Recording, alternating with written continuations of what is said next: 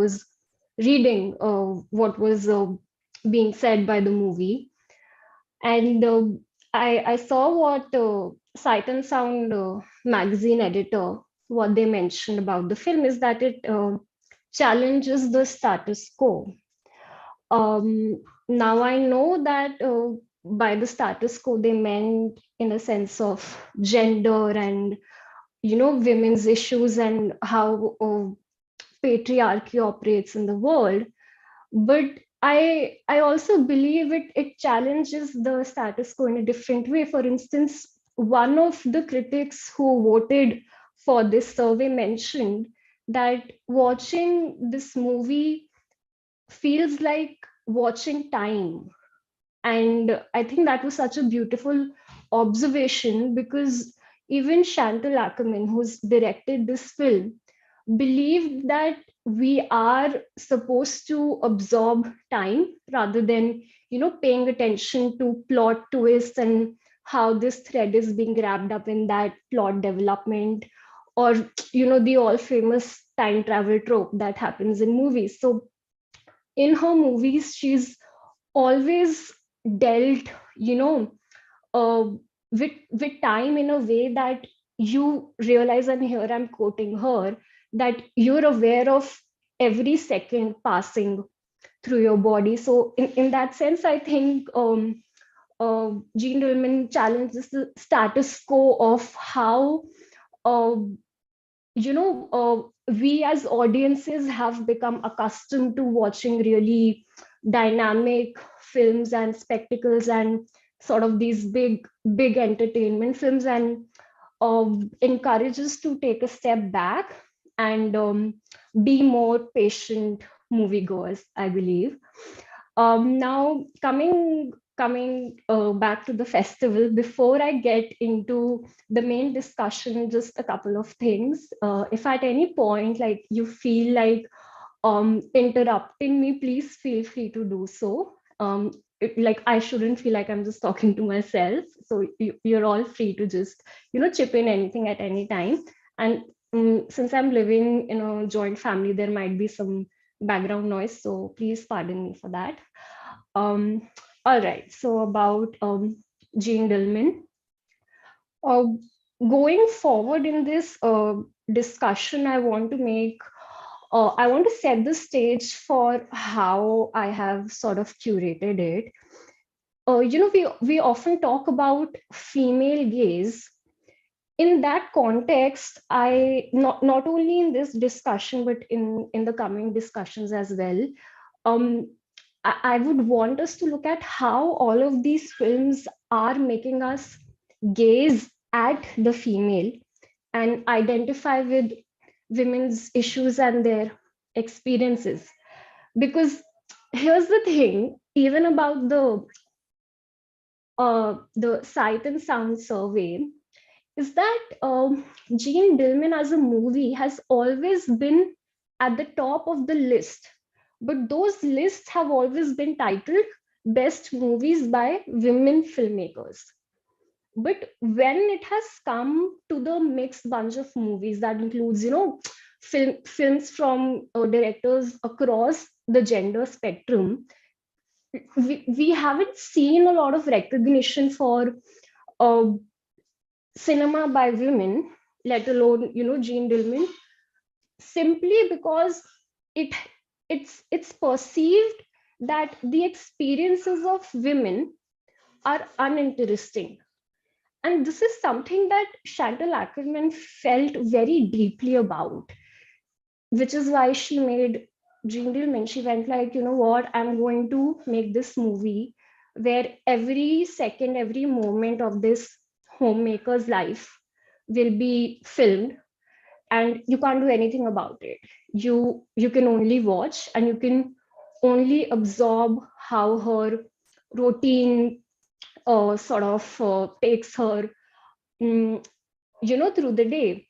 And it's like Jean Dielman is considered a very revolutionary movie. And when we say, revolutionary, what do we really mean by that?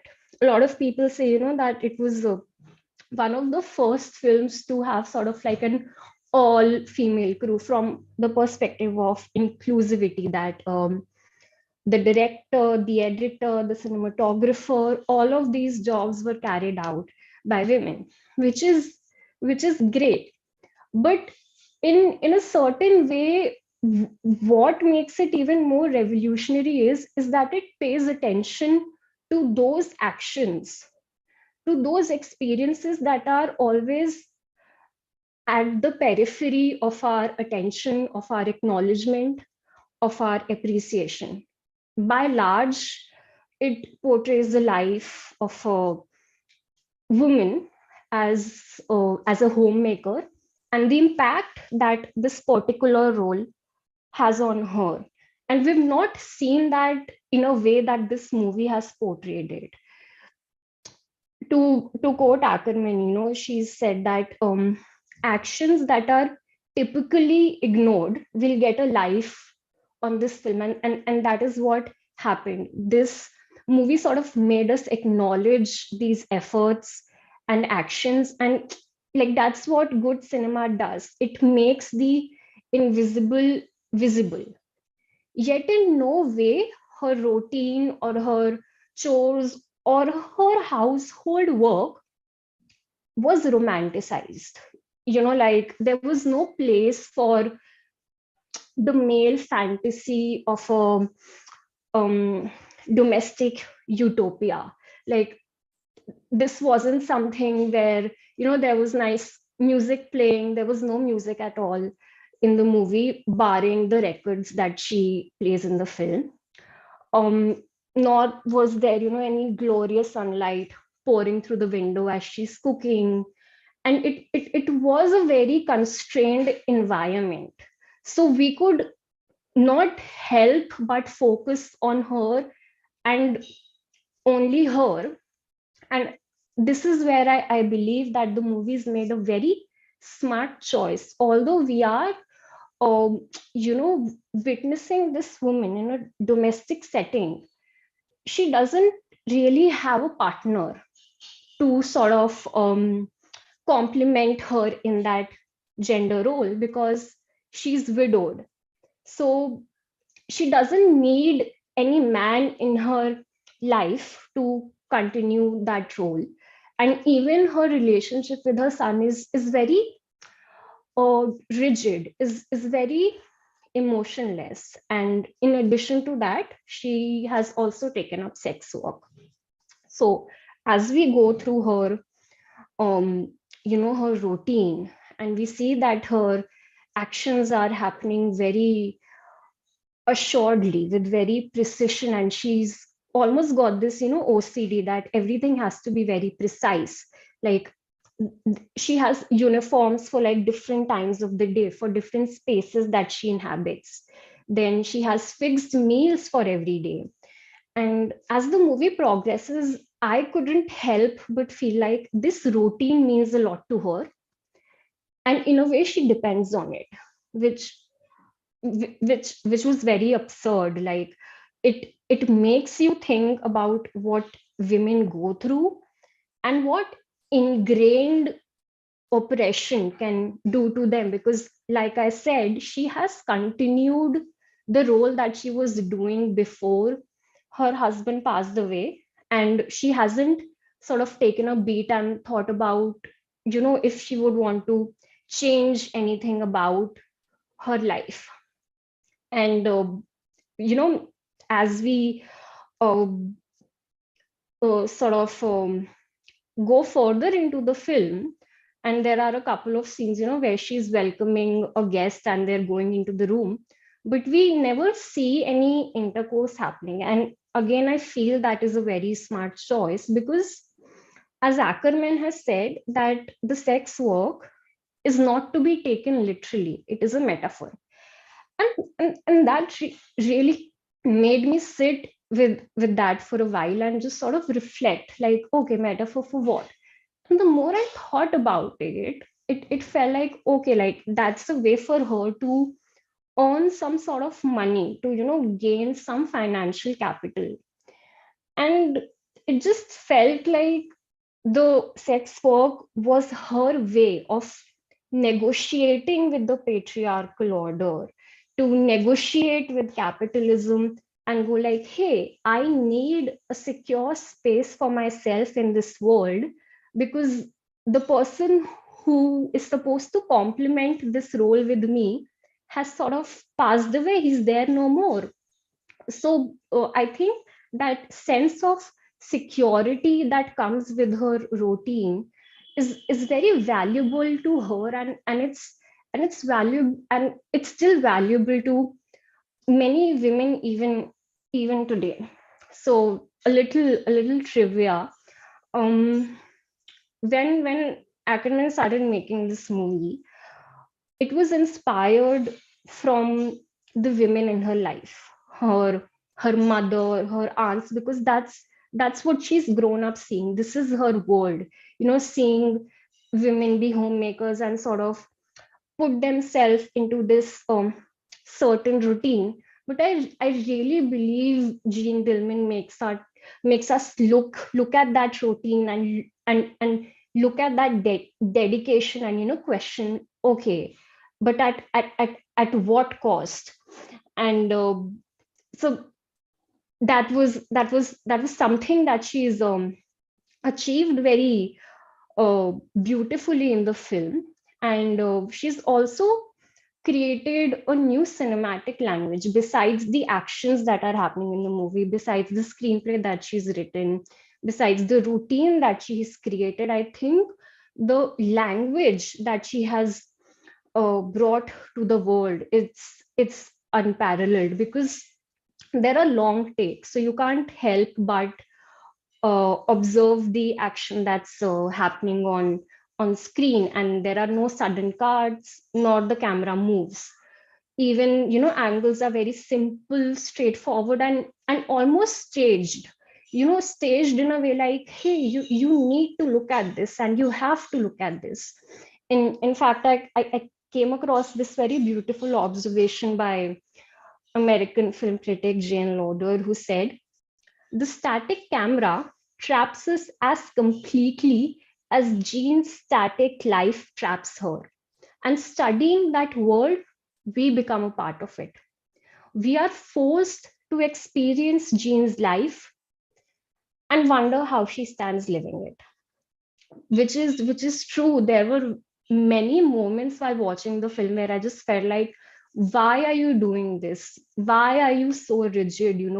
Why can't you just give yourself some semblance of relief from this relentless routine that you have created, the repetition of actions, and just just the stubbornness with which she follows everything.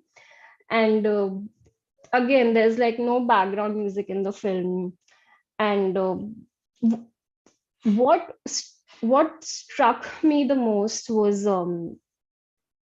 about oh, I'm so sorry, there was a message on my screen. What struck me the most about the movie was how she goes on about her day with very little emotion. And in an hour long behind the scene footage of the movie that I came across, um, Chantal Ackerman was very precise about there being no emotions in the movie.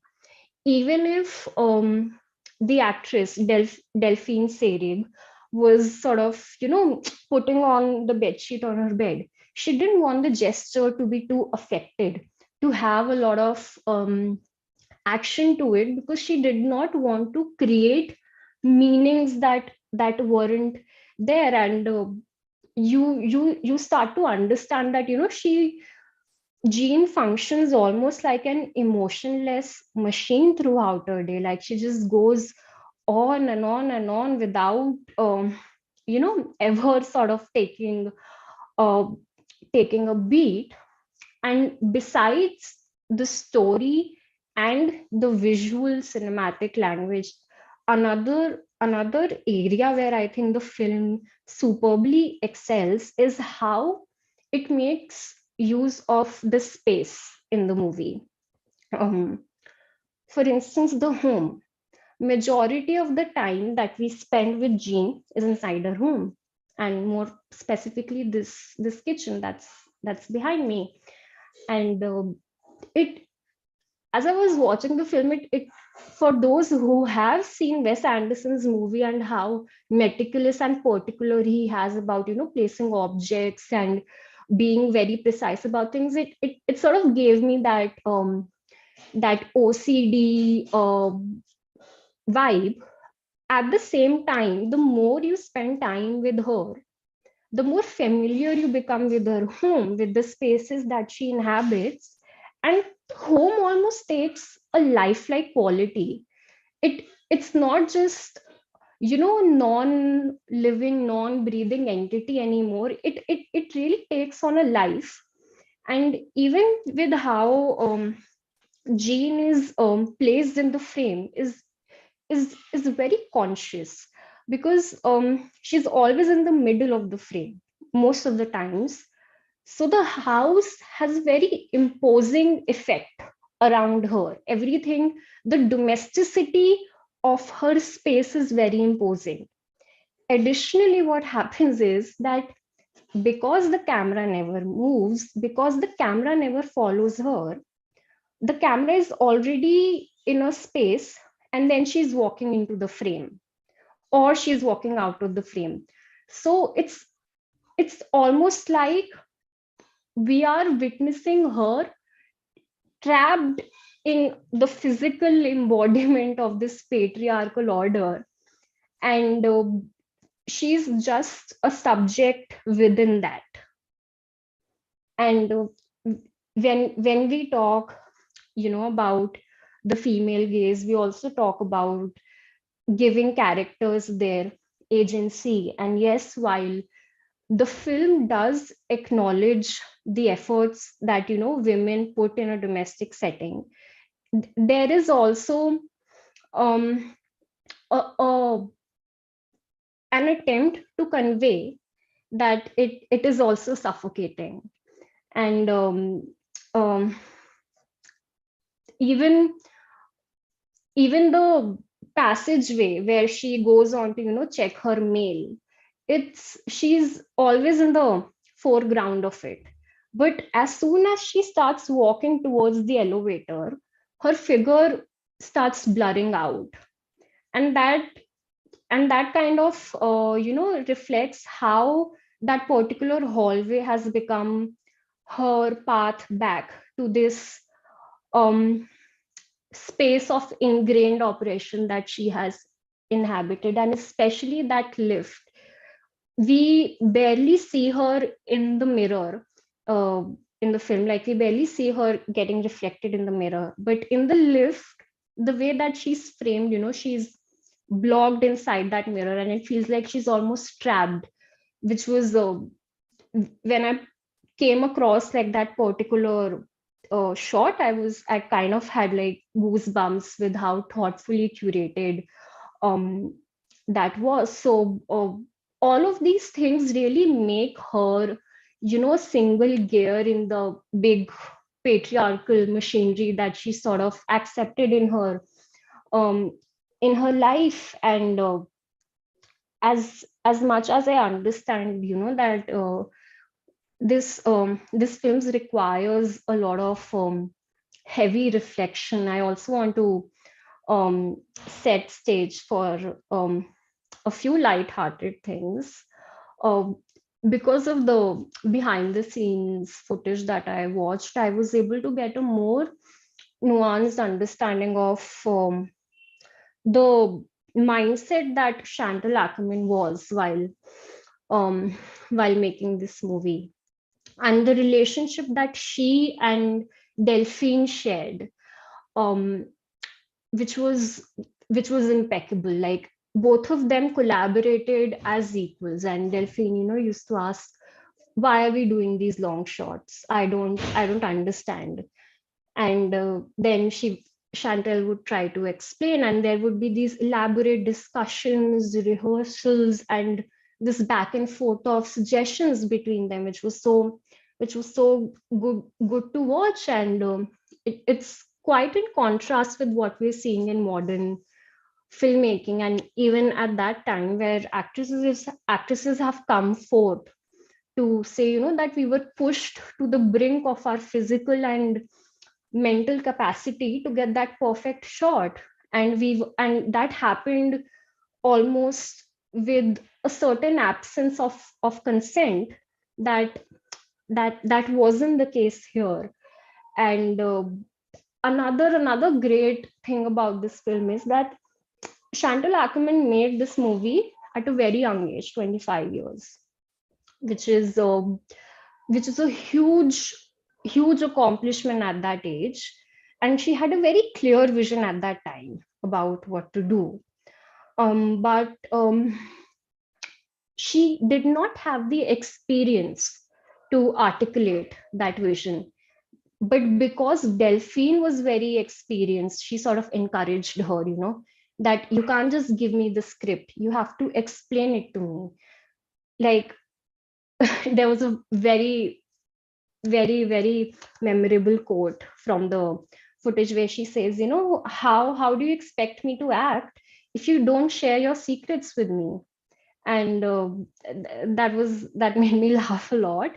And there was this particular instance which really struck me. Was there's this scene where Jean is just brushing her hair, and she's doing this at a very thoughtful pace, and Delphine is not able to understand what is the significance of that scene, what sort of pace she's supposed to use to brush her hair. And they're just going back and forth about it. Chantal is not able to explain like what is the essence of that scene. And after going around and round and round, finally she says, this is a moment that she's having by herself. This is in some way her me time. And that's when Delphine goes, oh, okay, now you're talking, now you're telling me things. So I think in a way like this film is not only, you know, an exemplar of how we can portray women and their issues, but also how collaborations work when it comes to, female director and an actress, and which was very interesting to find out about. And since I mentioned, the thing about Jean having her me time, I would like to transition to this particular query. Like, although we do see her as, sort of a victim of oppression that is very much ingrained, is her character one dimensional? And the more I thought about it, it did not feel one dimensional to me, because there were many desires that came to the forefront throughout the movie. And desires are a very important element when it comes to portraying female characters and female experiences, because a lot of time we are the object of desires. And by desires, I just don't mean in a sexual way, like general desires that you have as a human being, which is what makes us human, that we want something and we want to experience certain things in life. And what did Jean want? She wanted to go to a favorite cafe, sit in her favorite seat and have a cup of coffee. She wanted to just spend some time brushing her hair and just reflect on things and think a million things. She got very excited, at the thought of her sister from Canada sending her a birthday present. And she went all over town to find the perfect buttons for the coat that again her sister sent. So she has these sort of, she has an internal landscape, and we get hints of that throughout the movie. Yet she stubbornly sticks to the role that she was perhaps conditioned into, and that a lot of women are conditioned into at some point. But yet we get glimpses of her in the like internal landscape, and I think that was uh, that was really beautiful. But at the same time, I think I would not be doing the film and its core sort of core essence of justice if I weren't to mention her son. As much as Jean is stuck in this routine, so is her son. Even he has to follow all these rules that are there. Like, you are not supposed to eat at the dinner table, you're supposed to go out for a walk at this certain time. And while he's following the routine set by her, he is also imposing certain expectations on her. If the dinner is not perfect, he will mention it. If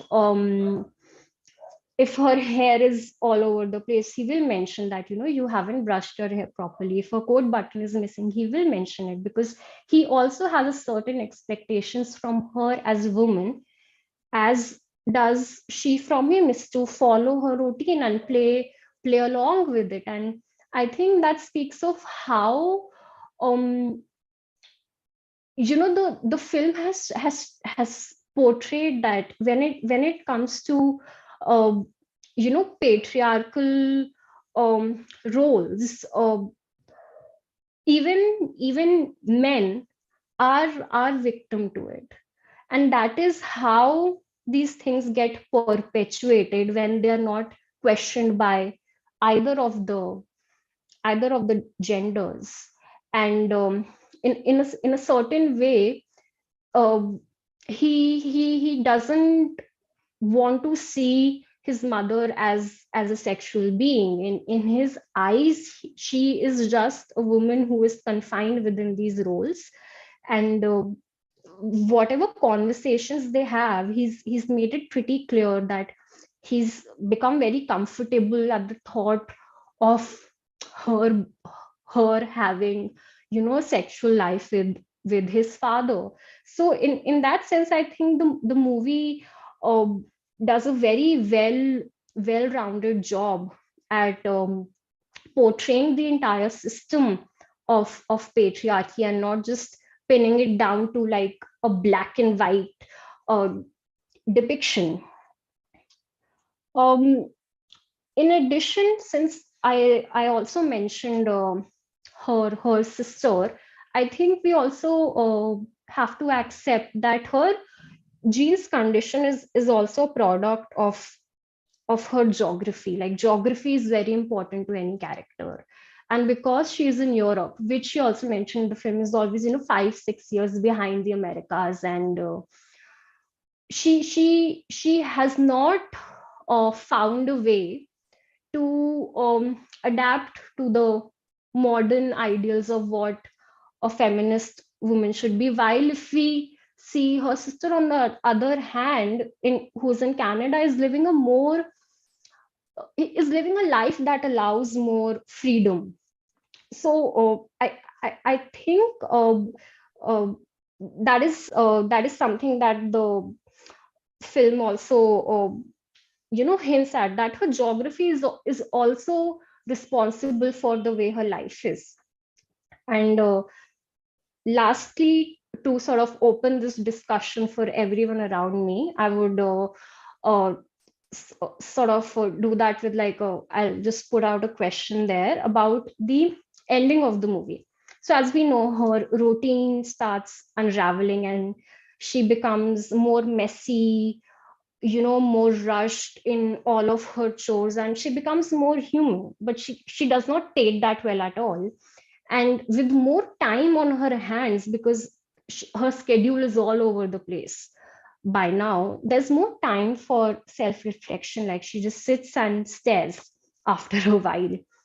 And I think that sort of leads her to defy this role, to defy this order, and kill one of her guests. Now, there are two schools of thought around this particular ending. First says that we are going to condemn this portrayal of violence in the film, because freedom and violence cannot coexist. How can she resort to violence as an act of freedom.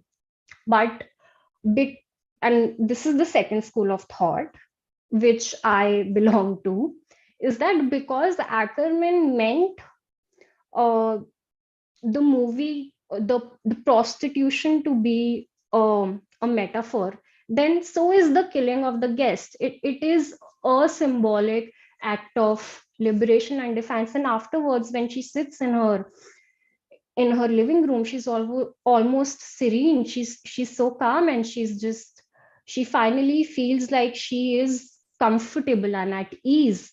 So in that sense, I would like to ask everyone, do you believe um the film's ending is feminist, or in other words, does the movie provide a feminist solution to patriarchal oppression? And alongside that, please feel free to share any of your thoughts about the movie.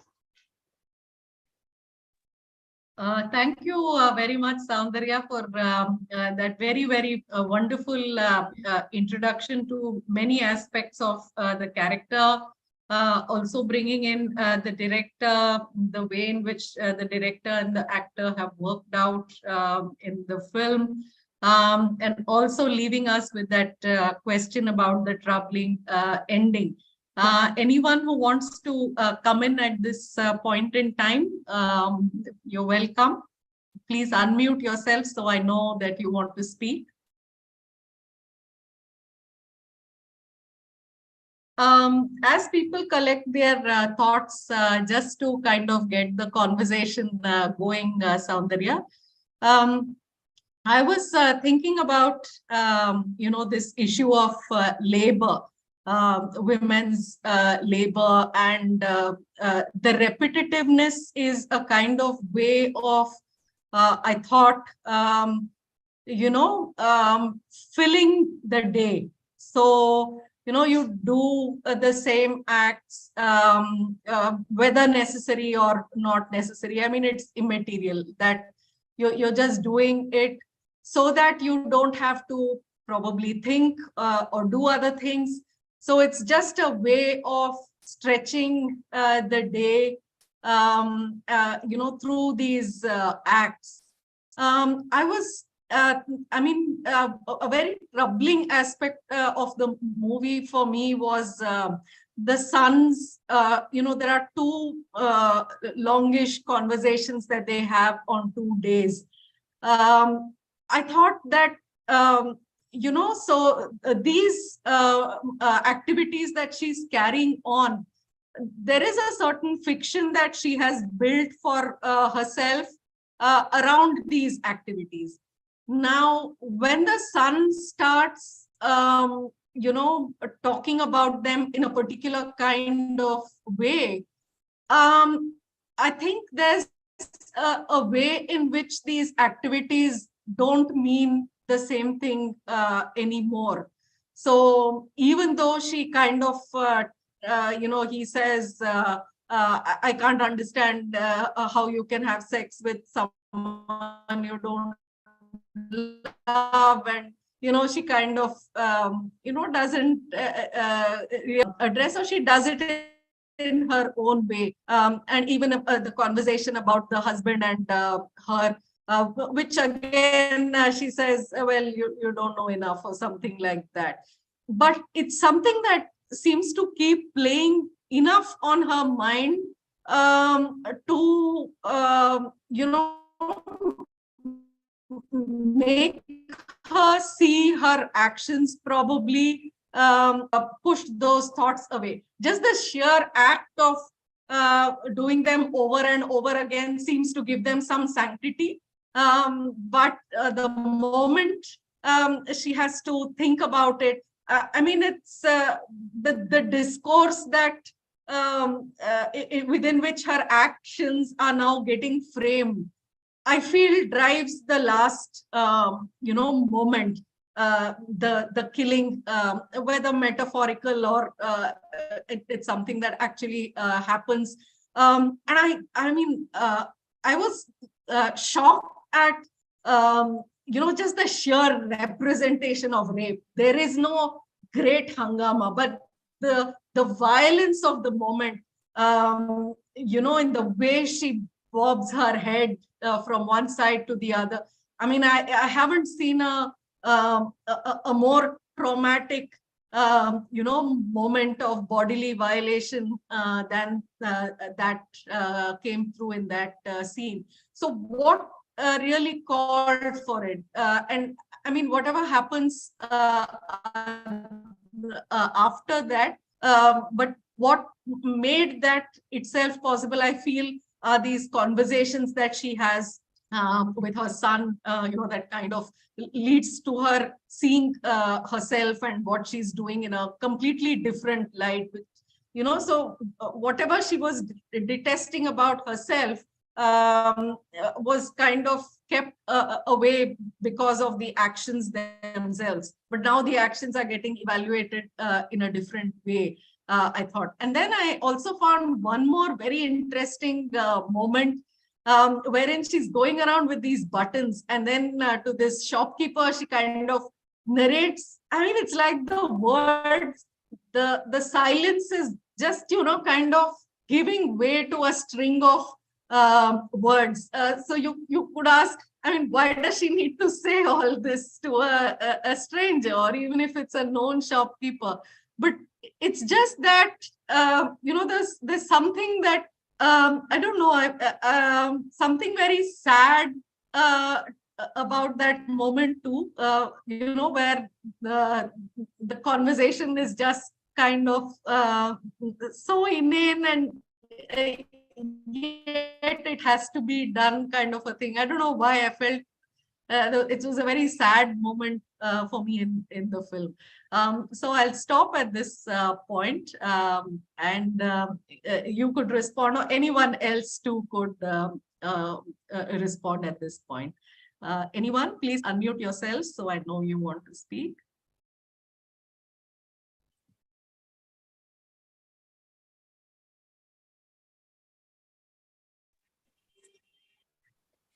Nikhila?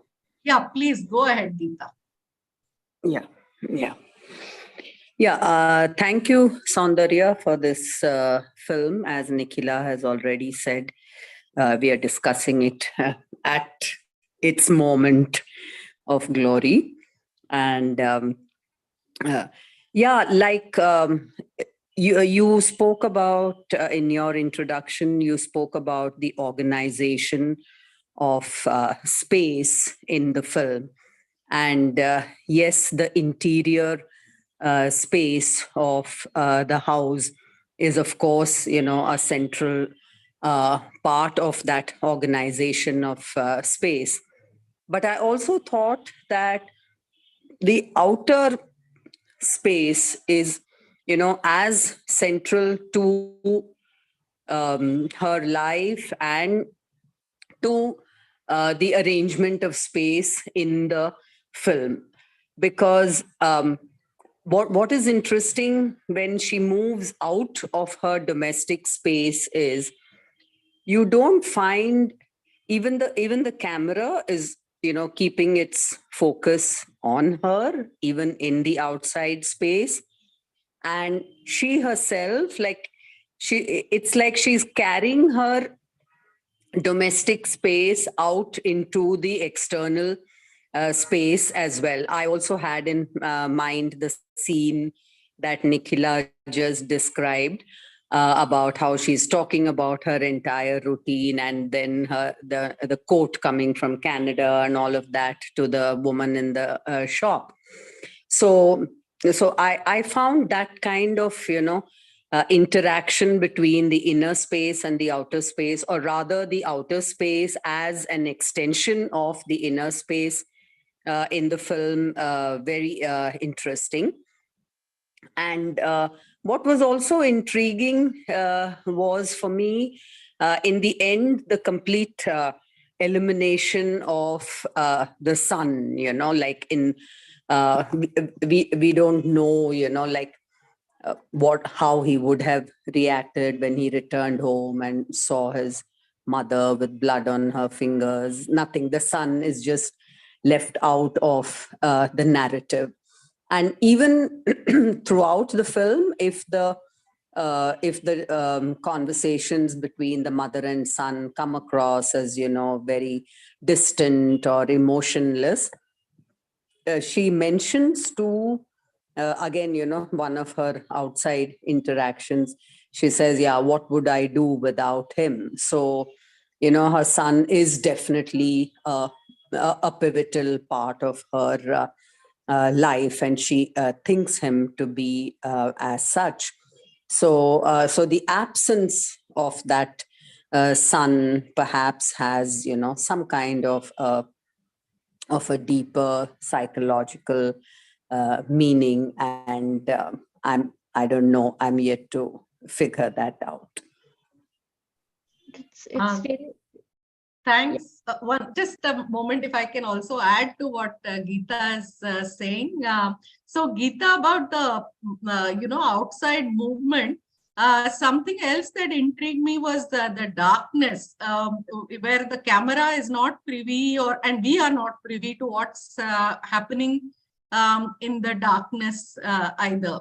So there are moments when the camera indeed does follow her. There are also times when it just does not allow us to see what might be happening, and we can only conjecture. Yeah, Saundarya, please go ahead. And just one thing, can I add, Nikhila? Yeah, sure, please. Yeah. Also, I think there is a total segregation of inner space and outer space, because the moment she enters her home, the curtains are permanently closed. She doesn't draw them even in one scene. There is no looking out of the window, and there is no view of the outside when she is at home. So there is, that kind of total segregation of the inner and the outer space, and at the same time, there is. It's like she is carrying her inner space when she moves out. So, like space is kind of being carried forward with her. Yes, Saundarya. Thanks, Geeta. Saundarya, you want to respond? no, I just wanted to add two things. One thing, her relationship with the son. She mentions in one of the conversations that she's just wanted a life of her own and a baby, to quote her from the film. She mentioned that, and I think while she was able to achieve the latter, for her, in my mind, it's always been a bit evasive what exactly a life of my own entails. And I think that is what leads us to the climax of this film, when she gets all this time to really think about how she the sort of life that that she has built. Secondly, about the scene when we see that, when we see the intercourse between her and her guest, is that for that particular scene, Chantel was very specific that the way that she resists has to be very aggressive, has to be very violent, because what she's actually resisting there is not the force of that man, but also the force of everything else, because throughout the film she has barely displayed emotion. So that particular scene was sort of very very difficult for them to nail in order to convey to us, just how pivotal this will prove to be. Yeah. Anyone else?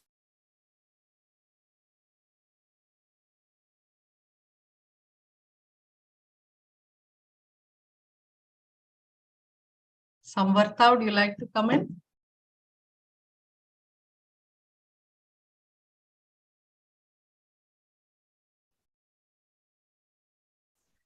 Yeah, Please go ahead. I have nothing to add, or I have nothing to ask. I'm just listening. I mean, it's, yeah, yeah.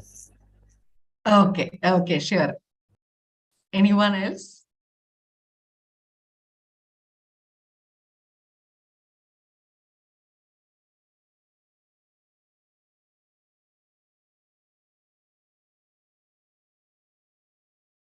Paniraj sir is back after a long time.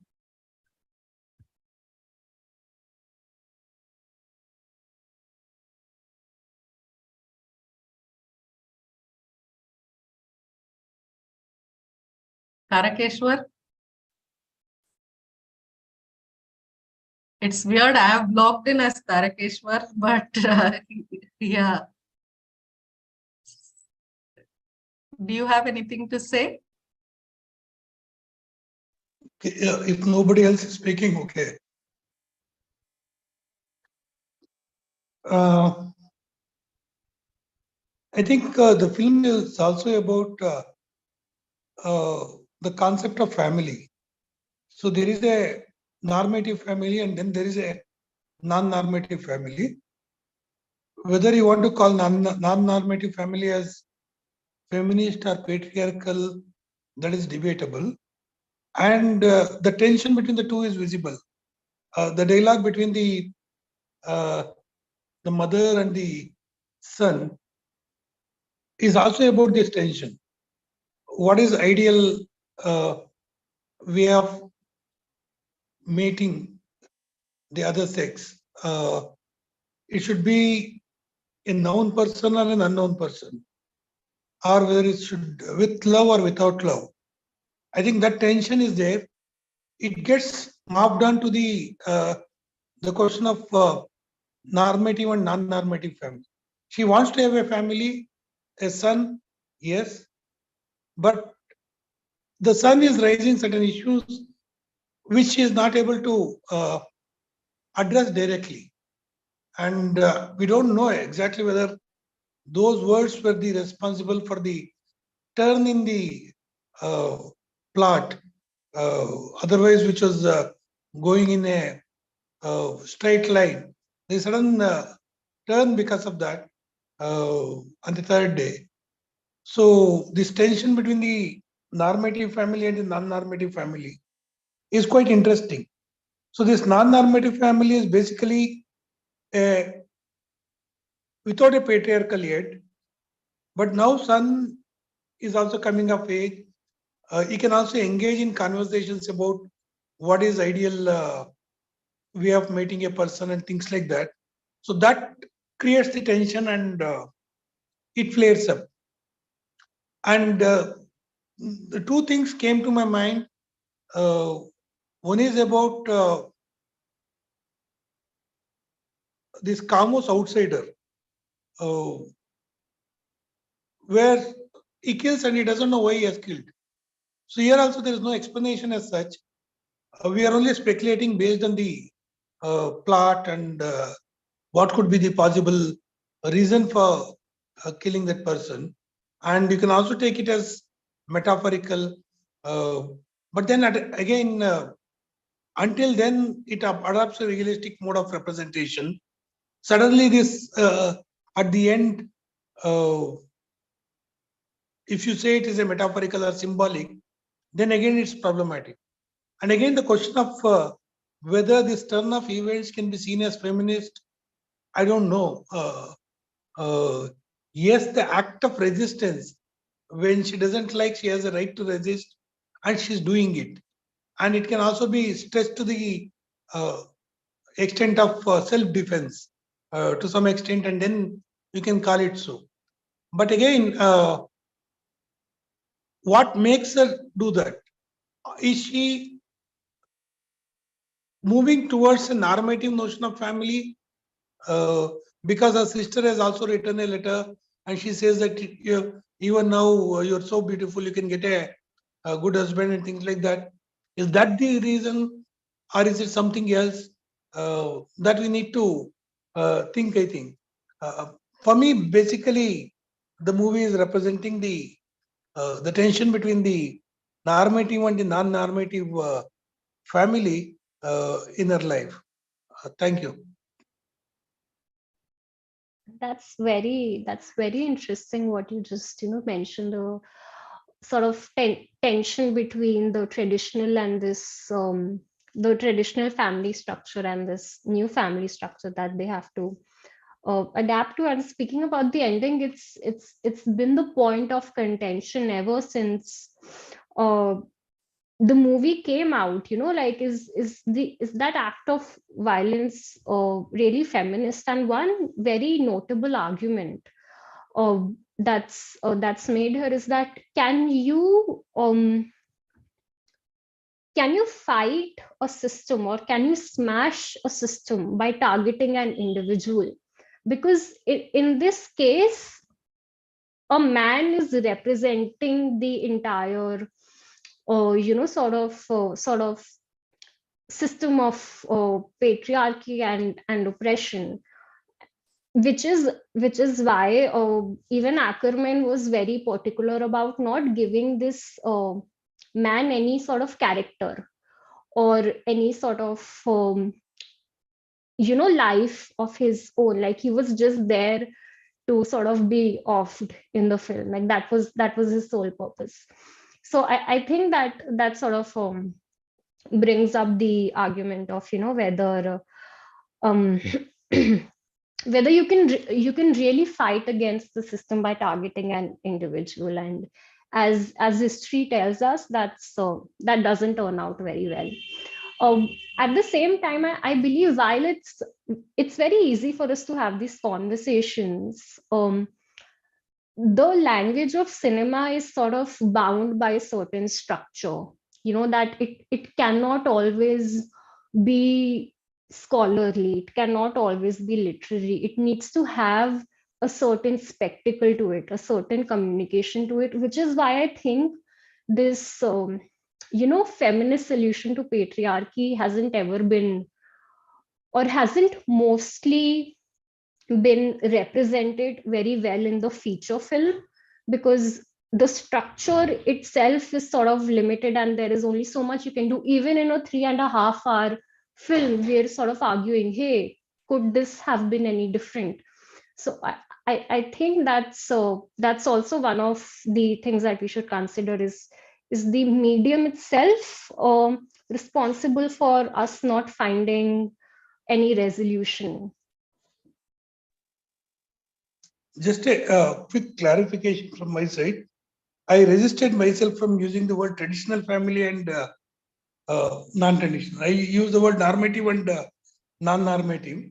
Why I'm saying it is because prostitution is one of the oldest institutions, and the patriarchy also endorses it. And this space, which seemingly appears to be matriarchal, because there's an absence of a strong male figure in the family, is also created by the patriarch. So it creates an other and restricts that other to a certain space within the larger space. So it's a way of managing things which are non-normative, so that it doesn't pose a threat to the normative. Again, in the Indian context, we have communities which are women-centric. For example, Basavi, Devdasi, Patra in Karnataka. So all these are women-centric, and they run the show.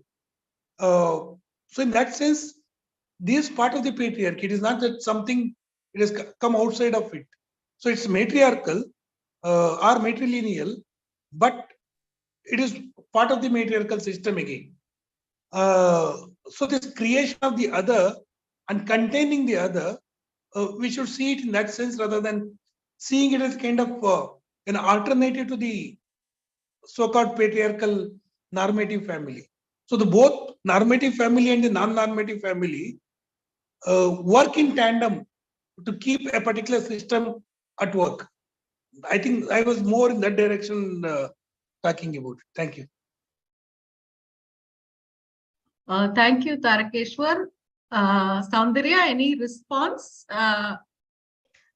No, I totally understand what he was what he was trying to say. And I think it also says of how, even though the filmmaker wasn't uh, would or wasn't, trying to sort of take us to that particular direction, the fact that we are able to derive so many different meanings from one film speaks so much of its beauty. And it really tells us like why this film is considered, how with so much greatness, I believe, because it's like the sort of multiple ways that people continue to interpret this movie is really astounding. A lot of people also believe, while watching the movie, they really felt, as Geeta also mentioned, that she was really trying to fill spaces in her day. And that sort of escape from your loneliness and your isolation is very much present in our modern society. And so for many people, they don't perceive the movie from a gender perspective, but rather from a more personal view of loneliness. We are joined in today's discussion by Professor Swarnavel Ishwaran, one of those who has voted for the Sight and Sound list. So thank you very much for accepting our invitation and joining this discussion, Swarnavel. Thank you. Thank you. Yeah, so please go ahead.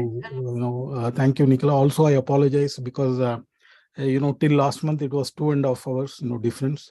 So I came exactly the way I used to log in at 11:30, but it has changed the clock, so 1 hour I lost. I'm sorry about it. I apologize, So yeah, I mean, that what Saundarya was saying here is very important. That when the film was released, which was decades ago, at that time, the discourse surrounding gender was there in cinema, from feminist angle, but not as pronounced as it is now. So when it was released, it was more. I remember when I saw it in the film festival in India as a young student at the time. It was more about the quotidian, the boredom, the long take, and of course the spaces. In that the talk of gender came because it is just as your own backdrop now, Saundarya, about the kitchen, about the interior spaces, where normally that at the point of time when this film was made, you will, if you see the French films, there will be two kind of sequences which are very prominent. One is people will be sitting around any Truffaut, Godard or Romer or Rivet film. They'll be talking, eating, one of the key sequences, all their films, and which will sometimes recur many times, And then the other thing was about the dining room. Other thing was about car. The fascination with the moving camera, with the mobile kind of, 35mm reflex cameras. So these were, two major markers. But when men directors focused on the eating scene, they never gave any significance except for Chabrol, where some murder will take place in the kitchen. But kitchen was never a place they really focused, or, the other places like a bathtub, would be different, where you see some, suddenly red blood with water, or more for the sensuosity, the sensual nature of woman, appropriating her body for their own purposes, whether it was for murder or for, a love sequence, but never in the way in which, a woman director could look, like Chantal Ackerman, So these were, very important at that point of time. That they were major interventions. And the idea of the long take, that, which is so significant and so romantic in those days for us, that you hold a shot very long, as different from a long shot, which is, where we are talking about, the scale. But here, we are talking about the duration, the long duration shot. How, it enables realism. You hold something for a very long time. Even, for example, an actor like, say, Robert De Niro in, Taxi Driver, his gestures will become, for us gradually the gestures of a really Vietnam War veteran, because of the long takes, Scorsese holds, like the most talked about sequence, in front of the mirror, which we can also, extrapolate to many of our Indian stars, how within the studio system they try to do the same. Particularly, for example, Rajkumar playing some mythological character in Kannada films, singing a song in a long take. How gradually then, his gestures become for us the gestures of that Puranic character, isn't it? I mean, but here she breaks, undermines that idea, that holding it long and trying to actually, in a way make us suffer, in us drawing us into, that quotidian is, actually a task, a quotidian is boredom, the long take she takes. And then gradually we understand that how, because of that kind of, a subsumption, of spaces by patriarchy, or, the other forces around her, the societal, cultural forces around her, even, a sexual act can become equally, a ritual of great boredom, And then what is the way out, isn't it? I mean, so they were remarkable, interventions. And when I, looked at it, few months back, I think it's, it holds even now, that when you watch it, of course, that I watched it in between when Ackerman passed away, very sadly, and we had a retrospective, but even among her works, which are all significant, then, it is also about the intertextuality of her own relationship with her mother, with her own family, with those spaces. Then you understand, where she comes from, where it gets its gravitas. For example, see, for somebody like me, I just want to quote a scene from this great writer Ambai in Tamil, a sequence where, because her father perhaps was in a transferable job, she is at that point of time in Punjab, and she posits this Tamil story in the Punjab background somewhere in Chandigarh, Patiala. And then you see, in the kitchen, the woman, starting the work, from the morning, they get together. It's a big joint family, and they make this tea and, all these huge, breakfast. And then by the time they can relax, it's time for lunch, where they have to make, onion kulcha and, repeatedly for each individual who will come. And then by the time, they are just about to sit and, fan themselves, then, it is time for again tea, coffee. So, repeatedly this goes on. And there is a moment when this woman, wants to just take a breather, so to take that breather, there is a small window. She wants to just look out of it because there is a huge, nice pastoral field because it's Punjab and Patiala. But then, when she looks at it, all she can see is the clothes she has hung, to dry. So she can't even get that vision, beyond that, So it's such a, haunting kind of imagery for me. I thought that, only a woman could have written, such a story, and it was, therefore, like Chantal's film is therefore so special. So I'm so glad that, that it is serendipitous, that this has been inaugurated, this Women's Festival with Jeanne Dielman, when, like me, I think, many of us voted for it to be, the first film on the list, because so far it has been occupied only by men, whether it is the Bicycle Thieves, which is again a great film, or Citizen Kane, or, Vertigo. But I think the film, deserves. So thank you for that. Thank you very much, Ishwaran. Yeah, Saundarya, you want to say something? Yeah, please go ahead. No, I was just going to say that those were, very beautiful observations. And like you mentioned, why this movie is so special, because it really spotlights these experiences that we really don't think about very often. Even her intention of making this movie. You are muted, you know. Am I muted? No, Saundarya. Please go ahead. Yeah. Okay. Okay, yeah. As I was saying, like, she highlights those experiences that are often on the fringes of our attention, you know. And this particular movie came, like all of her films, not just this, from a very personal space to, you know, give representation to the women in her life who have always done housework, or who's always inhabited these domestic spaces. Because for her it was like, you know, their husbands don't really appreciate them, they don't really acknowledge them, these women are kind of invisible.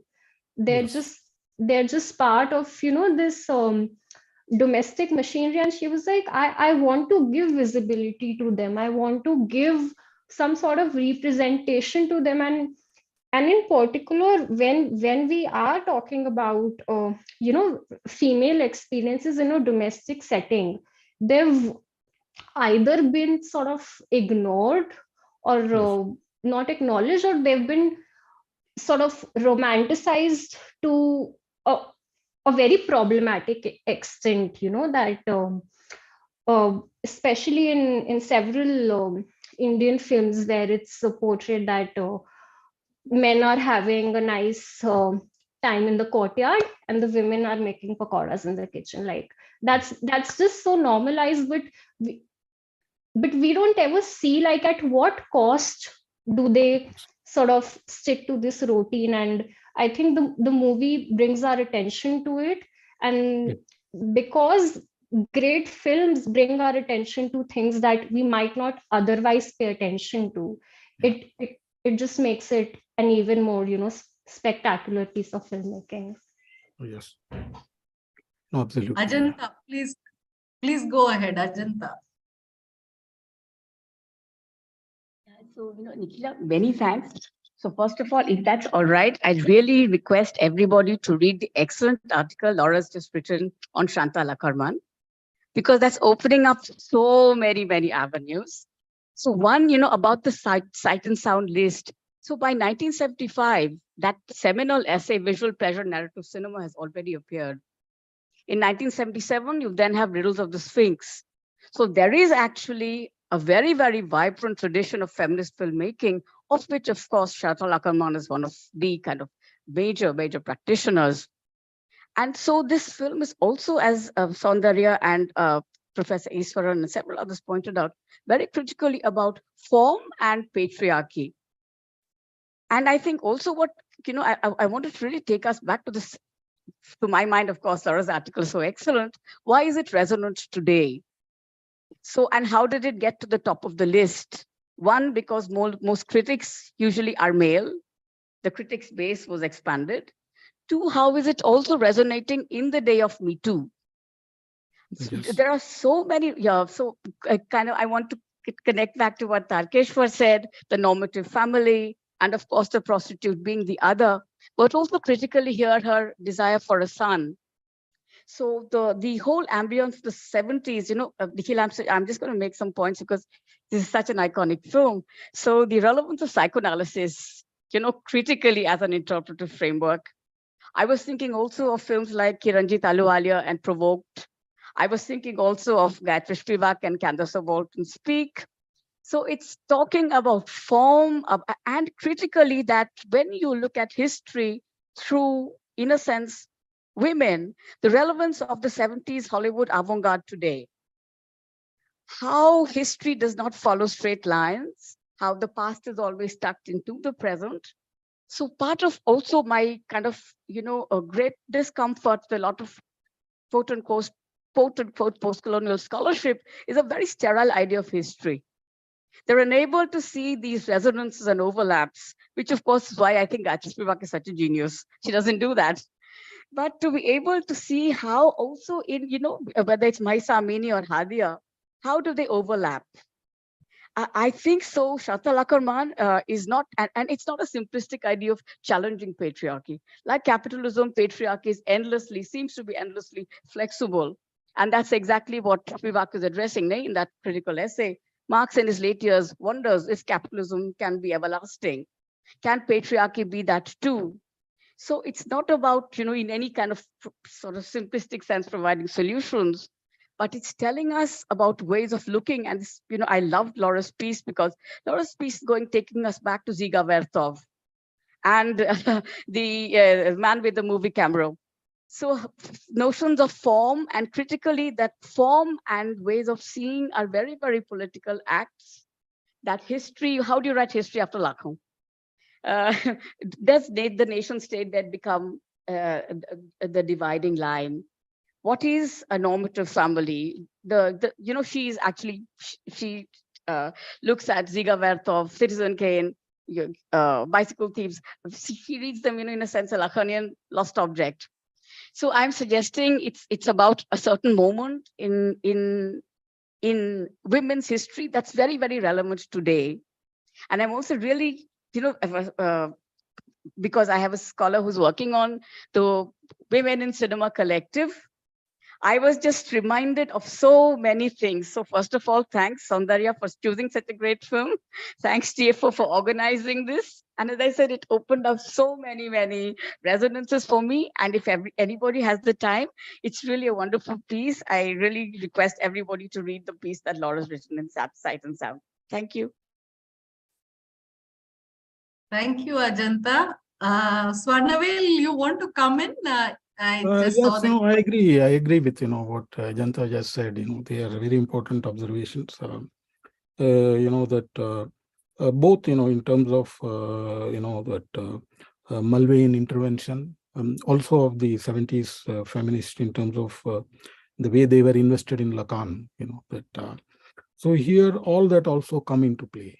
Because this young son, element is there, and I think most importantly, I also read one essay where they invoke the idea of the crypt, which is supposed to be subterranean underground, that Torok and Abraham's a great essay. But here, I mean, it was like you can see the bathtub itself as a crypt in a way. I mean, that so there are many. This is a very interesting film in terms of its theoretical richness which it offers, for analysis. Most importantly, because it is happening in this kind of very contained space. Such films generally by masters like in the case of Hitchcock and his Rope, or any number of Sidney Lumet's films, which will happen in one particular spot, entire film in a train or in a bank, Dog Day Afternoon. They are rich sources for scholars, particularly in terms of trying to understand, that what is outside this space, which is affecting this space, psychoanalytical reading, whether Freudian or Lacanian. This offers, very rich this thing. But I just only wanted to, point out some, will not take much time. So from that angle, like, recently, see, I'm teaching this semester a class on, contemporary Indian cinema. So I had the Great Indian Kitchen, and, some of the students had just seen, Jeanne Dielman, in my class, so there were, so this came into discussion heavily. So those kind of legacies, we can trace. That that if somebody were to ask, that in terms of film scholars and filmmakers, what is the legacy of Ackerman? So it is ubiquitous in a way. That is, and also in terms of that. As a filmmaker or an experimental filmmaker, you will always find they are invested generally for that particular generation, like the Great Breakage or the iconic Maya Deren. That legacy is about playing with the material, isn't it? You scrub the celluloid, you do the other things, you superimpose. But here, Ackerman is doing something else, because our focus is on life as it is. So from many ways, I think, it's a major intervention. Yes. I'll stop here. Yeah. Anyone else would like to come in now? Sanjay, yes, please go ahead, Sanjay. Yeah, I have to raise 2 points.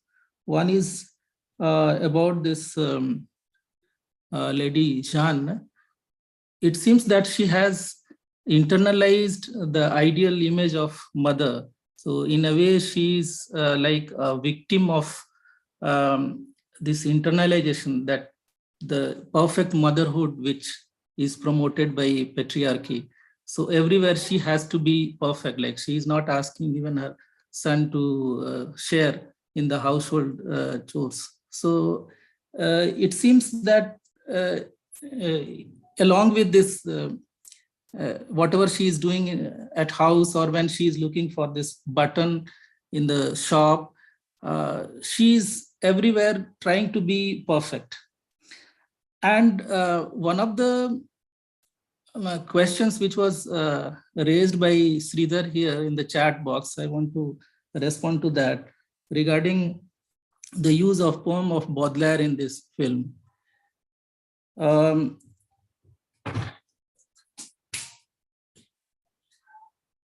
The son is reading, he's actually, this lady Jeanne is having the copy of the text of Baudelaire, and the son is supposed to memorize this poem for his class, maybe for some kind of homework in the school.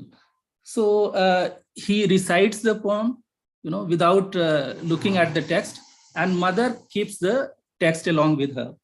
So what happens that he forgets one word. When this is actually it's a sonnet of Baudelaire, published in 1857 in the collection called Les Fleurs du Mal, which is the flowers of evil. So this is one of the celebrated poems of Baudelaire, and it's a sonnet. So 14 lines, but he reads only 8 lines of this poem in this film. And in 2 ways it is connected. First of all, it is about the French identity, the Francophone identity, because they are Francophone in a country which also has other languages like Flemish language is there. And I think a very small percentage, 1%, is also German speaking.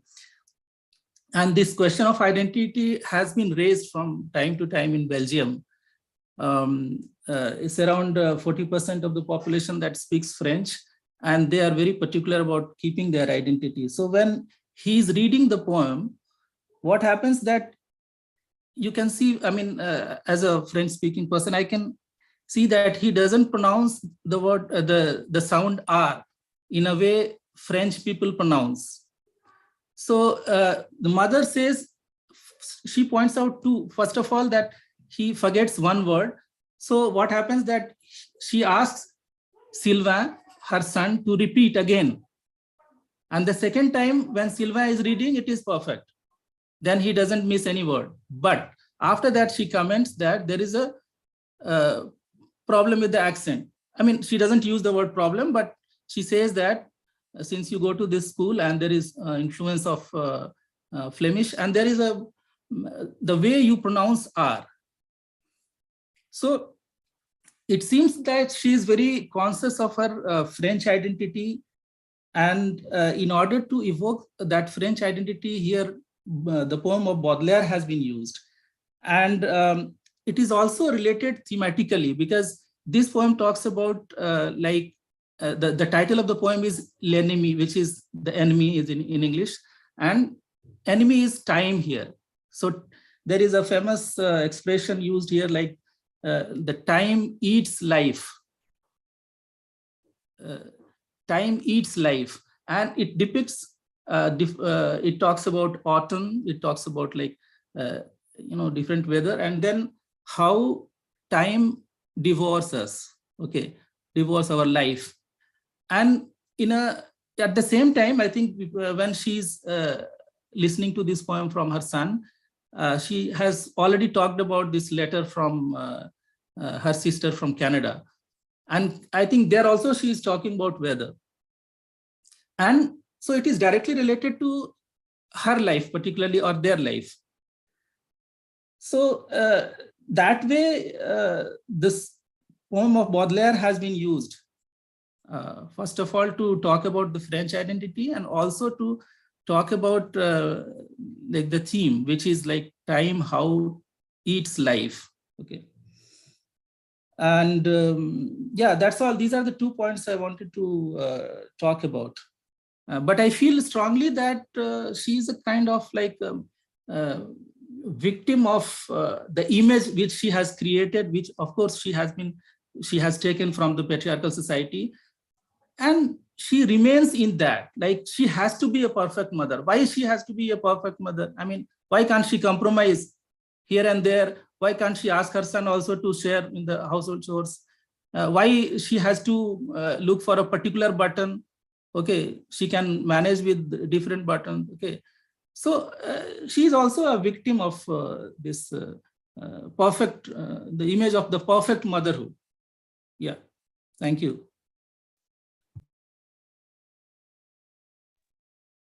Okay, thank you very much for bringing up those 2 points. Yes, Swarnavil, please Yes, go ahead. thanks a lot. It was really, a major observation. As a linguist, you always bring, very close reading of the way language is used, and I'm thankful for it.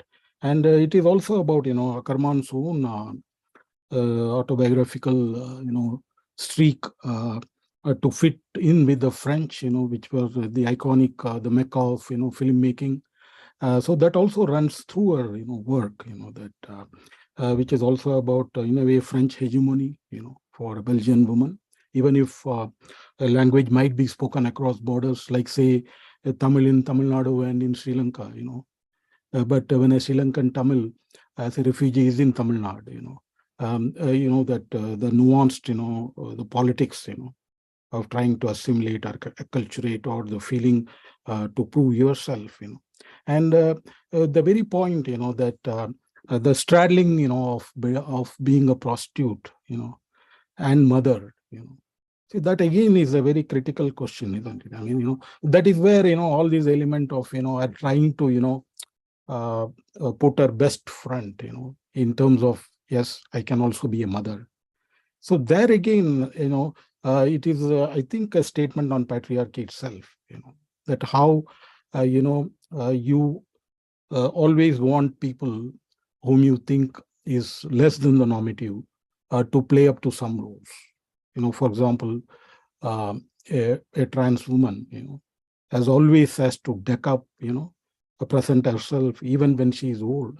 Even if my childhood experiences in Bombay, I've seen, trans women in those days addressed as Idras, beyond their prime, even having, small little bird, there'll be, beard, hair, small little hairs, but they will always be walking, alone away from the group in the end when you see them in the train, So these are things, that we have to also be conscious. Reflexively, it is also talking about, what is it we want them, to do, to fit into, isn't it? So that again is definitely a statement on patriarchy itself, more than our agency to present our best, Thank you, Swarnavil and Sanjay. Advait had posted something in the chat box. Advait, do you want to speak? Do you want to come in and speak? Yeah, please go ahead. Yeah. I think it was just a observation that was like following with when Saundarya was speaking about the camera angles, and I just was like, that's how I felt like I was just part of the walls and part of the routine. I can't move or say or do anything. I just can only observe and be a part of it. Okay. Okay. Yeah. Also, anyone? thing, Yeah. Please go ahead. Please go ahead. I think one thing that I noticed about the film was like in the beginning when she's having that conversation with her son, she and like the letters that she exchanges with the aunt, and how they're still, wanting her to remarry and, become again the part of a routine patriarchal system, and she, resists it. So in a way, she is a part of the system, but also she's, not giving in completely. Like, she is trying to create her own little cavity in it. She also mentions this to her son, that it'll take time to get used to this new person. Like, she doesn't want to do that. Like, she has created her own little routine in it, and she has grown comfortable in it. um like, so she is not, she is in a midway between these things, I think. Like, she's not completely giving in, and she's also trying to create her own place in it. Thanks, Advait, for your observations. Anyone else would like to come in at this point? Yes, Tarakeshwar, please go ahead. No, this is just about the static camera. So when I was watching the film, I thought we are made to watch what she is doing. So we are lazy, we are sitting, but because we are made to watch it, we are becoming aware of the work that the women do in the kitchen and elsewhere too, how they get occupied, and how we don't do any work. We sit and watch. But when Saundarya said for women, the same camera technique helps them to identify with the character, then I realized that though the camera angle is the same, depending on who is watching it, what it means changes. I just wanted to mention it here. Thank you. Okay, thanks, Tarakeshwar. Anyone else? Paniraj, sir.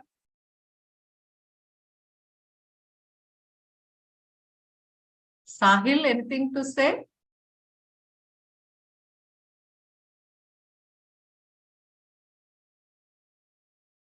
Okay.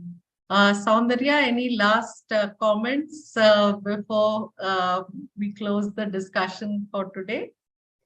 Yeah, like first of all, since a couple of people mentioned, identity, and the question of identity and culture. One thing that Ackerman was conscious of while making the movie is that the rituals felt very religious because they had a lot of precision to them. Like we perform certain religious rituals, and the idea behind that was post World War, because religion sort of took a back step in modern life. People wanted other rituals to replace religion, and I think that's another way of sort of holding on to your identity and creating a culture of your own, like Jeanne attempts to do in the film.